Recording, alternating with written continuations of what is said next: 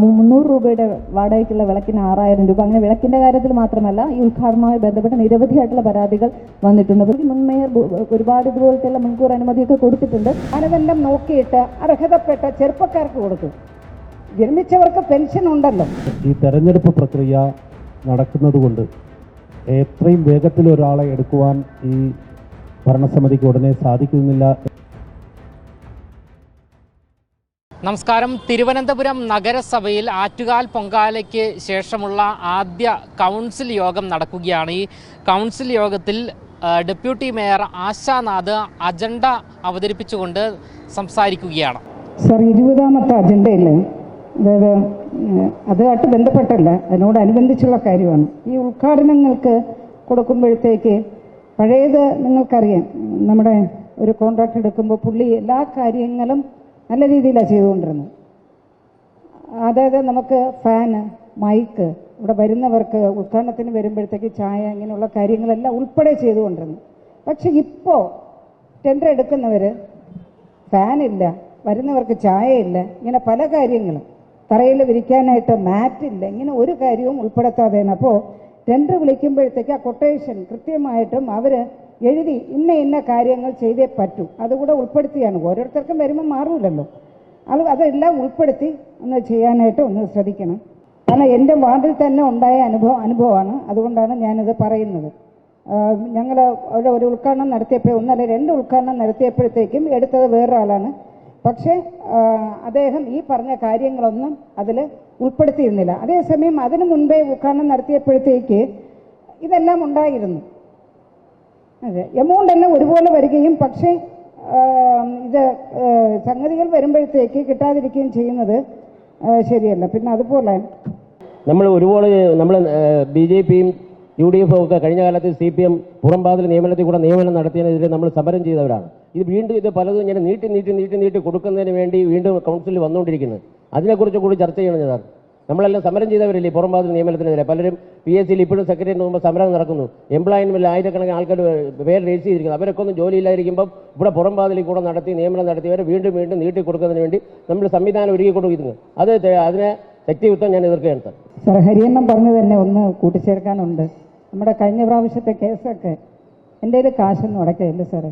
ഒരു കേസ് തീർക്കാൻ തന്നെ അവിടെ അടയ്ക്കാനായിട്ട് ക്യാഷ്, വക്കീലിന് ക്യാഷ്, ഇതെല്ലാം കൂടെ വരുമ്പോൾ എന്തെങ്കിലും കോർപ്പറേഷന് ചെയ്യാൻ പറ്റുമോ എന്നൊന്ന് ആലോചിച്ചാൽ കൊള്ളാം. കഴിഞ്ഞ പ്രാവശ്യത്തെ നമ്മുടെ എല്ലാ കേസുകളും അതൊന്ന്. പിന്നെ നമ്മുടെ നമ്പർ 4, അതിൽ PSC വഴിയോ എംപ്ലോയ്മെൻറ്റ് എക്സ്ചേഞ്ച് വഴിയോ നിയമനം നടത്തുന്നത് വരെ താല്പര്യമുള്ള റിട്ടയർഡ് നഴ്സറി സ്കൂൾ ടീച്ചർമാരെ ദിവസവേതന അടിസ്ഥാനത്തിൽ നിയമിക്കുന്നതിന്.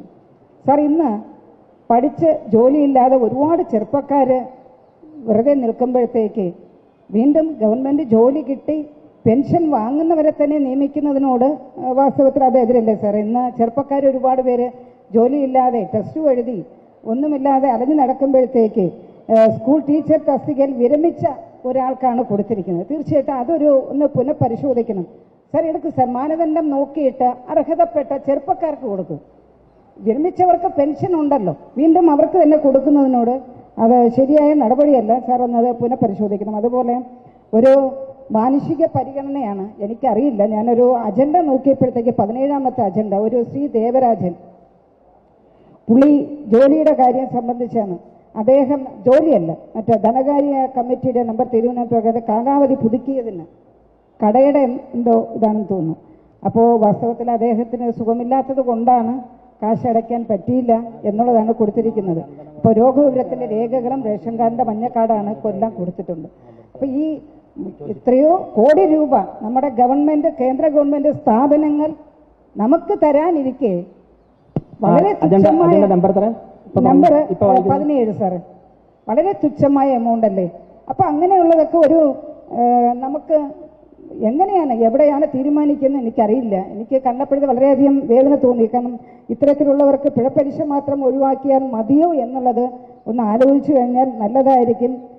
അദ്ദേഹത്തിന് അല്ലാതെ തന്നെ റെന്റ് കൊടുക്കാനായിട്ടുണ്ട്. ഈ സുഖമില്ലാത്തത് കൊണ്ടാണ് റെന്റ് കൊടുക്കാത്തത്.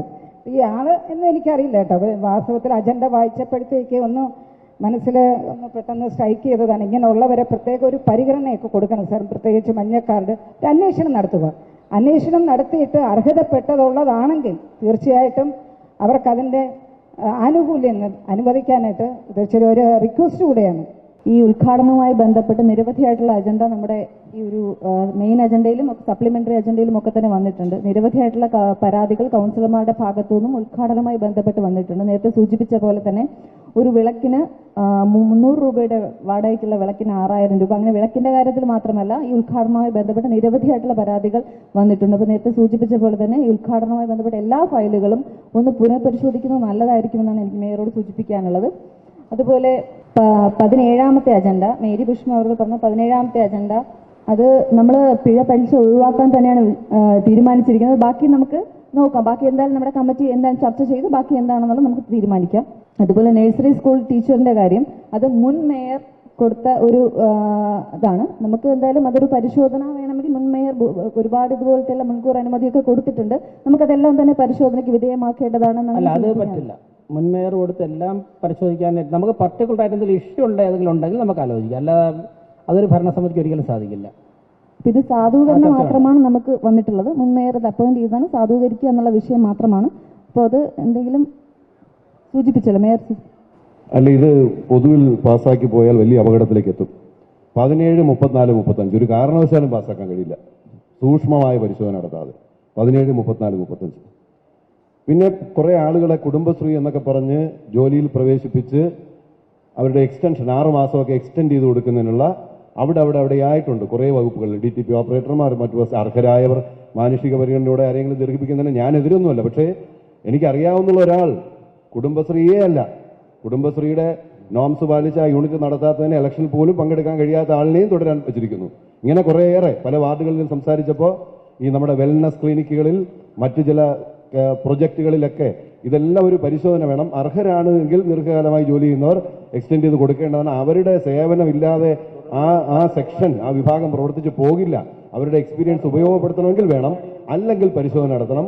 6 മാസത്തേക്ക് എക്സ്റ്റൻഷൻ എന്ന് പറയുന്നതിൽ അങ്ങനെ കോമൺ ആയി ചെയ്യരുത് എന്നാണ് ആ കാര്യത്തിൽ പറയാനുള്ളത്. MR ഗോവൻ കഴിഞ്ഞിട്ട് ശ്രീകുമാർ. ശ്രീ പാറ്റൂർ രാധാകൃഷ്ണൻ സൂചിപ്പിച്ച വിഷയത്തെ സംബന്ധിച്ച് ഹെൽത്ത് കമ്മിറ്റിയിലും അത്തരം ആക്ഷേപങ്ങൾ നിരവധിയായിട്ട് വന്നിട്ടുണ്ട്. 189 ദിവസം പുതുക്കി കൊടുക്കുമ്പോൾ ഏകദേശം തുടർച്ചയായിട്ടുള്ള ഈ പറഞ്ഞ പോലെ ഒത്തിരി ആളുകൾ ആ നിയോഗിതരായിട്ടുള്ള മേഖലയിൽ പണിയെടുക്കുന്നതുമായി ബന്ധപ്പെട്ടിട്ടുള്ള വിഷയത്തിൽ ആ ഹോസ്പിറ്റലുകളായാലും അതോടൊപ്പം ബന്ധപ്പെട്ട എവിടെയാണോ നിയോഗിക്കപ്പെടുന്നത് അവിടെ ജോലി ചെയ്യുന്നില്ല എന്ന ആക്ഷേപവും ആ വകുപ്പ് മേധാവികളിൽ നിന്ന് കിട്ടുന്നു. അതോടൊപ്പം തന്നെ നാട്ടുകാരോടുള്ള സമീപനത്തെ സംബന്ധിച്ചുള്ള ആക്ഷേപങ്ങൾ വരുന്നു. അതുകൊണ്ട് തന്നെ ഈ തെരഞ്ഞെടുപ്പ് പ്രക്രിയ നടക്കുന്നതുകൊണ്ട് എത്രയും വേഗത്തിൽ ഒരാളെ എടുക്കുവാൻ ഈ ഭരണസമിതിക്ക് ഉടനെ സാധിക്കുന്നില്ല എന്നുള്ളത് കൊണ്ട് തന്നെ ഈ വന്നിട്ടുള്ള പുതുക്കൽ അജണ്ടകളൊക്കെ തന്നെ അതൊരു 3 മാസത്തേക്ക് പുതുക്കിക്കൊണ്ട് വീണ്ടും പുനർക്രമീകരിച്ചുകൊണ്ട് ചില ആളുകളെ ഉൾപ്പെടുത്തുവാനും അതോടൊപ്പം തന്നെ മാറ്റേണ്ടവരെ മാറ്റിക്കൊണ്ട് പുതിയ കാര്യങ്ങൾ ചെയ്യുന്നതിലേക്കായി തീരുമാനമെടുത്താൽ നന്നായിരിക്കുമെന്ന് ബഹുമാനപ്പെട്ട മേയറോട് ശ്രദ്ധപ്പെടുത്താം.